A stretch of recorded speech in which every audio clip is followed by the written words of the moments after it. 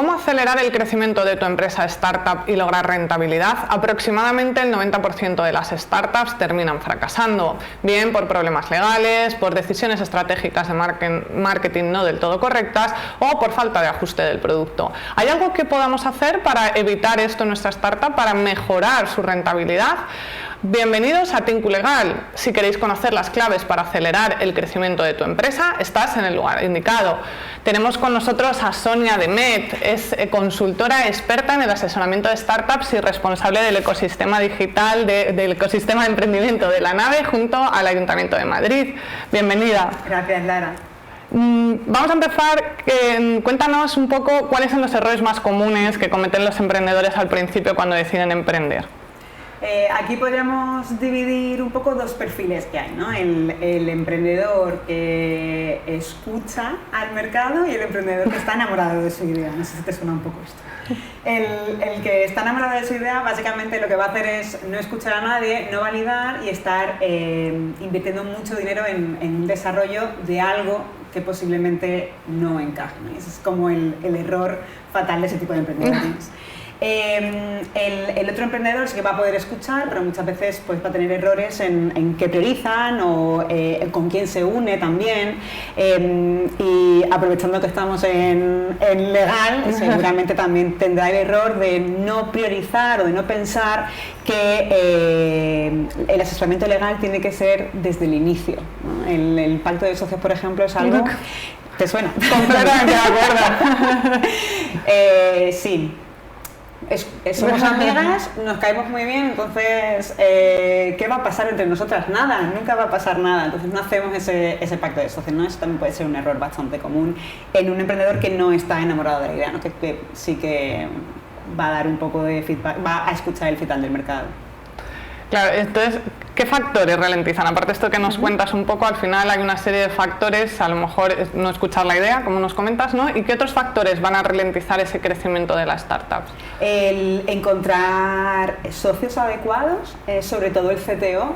Al final una startup está siempre basada en tecnología, los CTOs se los rifan en las empresas, cuanto más en una startup que tiene mucha más incertidumbre. También hay otros errores que es emprender igual demasiado pronto y no conocer bien el mercado al que voy a dirigirme. Es verdad que ahora sí que intentamos pues, sensibilizar incluso a los jóvenes a que creen autoempleo en lugar de ir a cuenta ajena, pero a veces eso puede ser un error porque si de repente vas a emprender en salud y no conoces absolutamente nada de ese sector, igual no deberías, ¿no? Eso también ralentiza mucho. Ralentiza también el miedo. Eres una startup, sí, tienes pocos recursos, sí, pero eso no tiene que hacerte sentir tan pequeño a veces. No sé, creo que lo habrás sentido alguna vez, ¿no? Al final sí, lo tienes que sentir, pero aunque tengas pocos recursos, hay que echarle un poco más de cara que otras empresas que tienen un poquito más y empezar a pues, hacer alguna campaña, aunque sea un poco falsa, para ver si atraes usuarios y ver cómo validas el mercado. No tienes por qué tener una gran inversión en SEO, por ejemplo, ¿no? Pero eso sí que ralentiza mucho el miedo a lanzarse. Sí, como ir empezando y vamos viendo, ¿no? Exacto, sí. Bueno, pues por lo que me estás contando, será también uno de los factores por los que muchas startups no van a lograr rentabilidad, al menos en los primeros años. ¿Hay algún tip que pueda ayudar en esto? Aunque luego trataremos más cosillas, pero ¿algún tip para mejorar esa primera rentabilidad? Bueno, es complicado luchar contra el Valle de la Muerte, que es una metodología que ya está súper probada con el software as a service, ¿no? Pero hay algunas startups que sí, lo que hacen es crear un pequeño servicio que igual no es el producto final que van a ofrecer, pero sí que es cierto que les van dando un poco de oxígeno ingresando, pues por ejemplo, con desarrollos ad hoc, ¿no? Si tienen un equipo muy fuerte tecnológico, aunque no sea lo más adecuado porque pierdes un poco el foco, sí que te va a dar esos ingresos que igual te permiten vivir hasta que lances el producto que realmente querías en un inicio. Sin duda. Sin duda, vamos a seguir con todos estos aspectos, pero antes, si estás intrigado en conocer cómo afrontar estos retos, tienes que quedarte con nosotros, así que si quieres estar al día de todas las novedades que tu empresa necesita, recuerda primero visitar nuestra web en www.tinku.es. Vamos a seguir aquí con Sonia Demet, es la especialista en el ámbito de ecosistema de emprendimiento. Nos estabas contando un poco todos estos retos que van a afrontar las empresas en los momentos iniciales. Vamos a dar un poco de oxígeno a los emprendedores y vamos a buscar el lado positivo ahora, ¿no? ¿Qué estrategias clave recomendarías tú, con toda tu experiencia, en esas primeras fases para que todo vaya lo mejor posible? Lo primero, rodearse de un equipo que tenga capacidades que te puedan ir complementando en el proyecto. Si tú eres muy bueno en ventas, únete a alguien que sea muy bueno en tecnología y viceversa. Porque ¿qué ocurre? Muchas veces llegan proyectos a la nave que son un equipo muy fuerte tecnológicamente, por lo tanto el proyecto lo van a desarrollar de una manera excelente, pero no saben venderlo. No son capaces de cerrar con ningún cliente porque no tienen esa habilidad. Al final cada uno pues tiene sus habilidades, no es una crítica. Entonces es muy importante que sepas dónde están tus debilidades y empezar a conectarlas. También hay que no tener miedo a compartir la idea, eso parece ya una frase hecha, pero es cierto.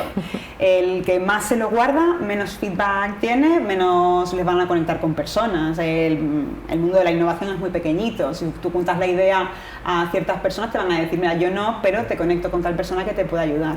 Y esa es otra, el conectar. Es verdad que al principio es horroroso el ir a todos los eventos y contar siempre lo mismo, seguro que también te ha pasado a ti, ¿no? Ya no sé cuántas veces se lo he dicho ya a todo el mundo.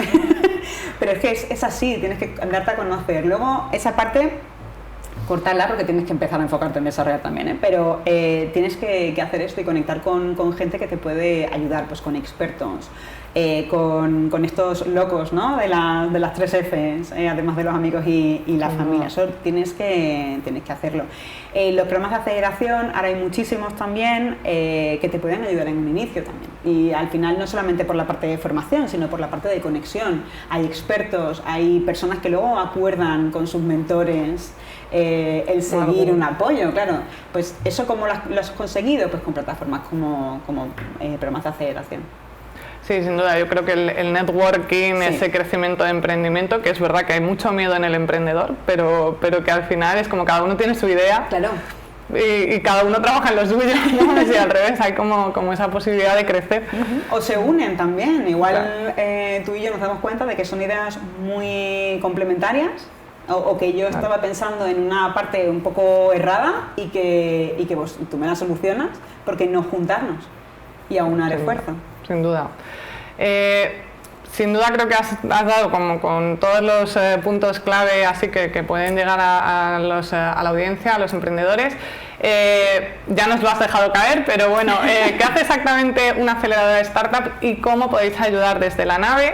Pero antes de que nos contestes, voy a pedir a la realización que nos comparta un vídeo que habéis hecho desde la nave para que nos cuentes un poco más. Genial, pues mientras veis el vídeo, simplemente comentaros pues que la nave es un poco especial porque es un centro público, a diferencia de centros privados que pues al final invierten y esperan un retorno de alguna forma.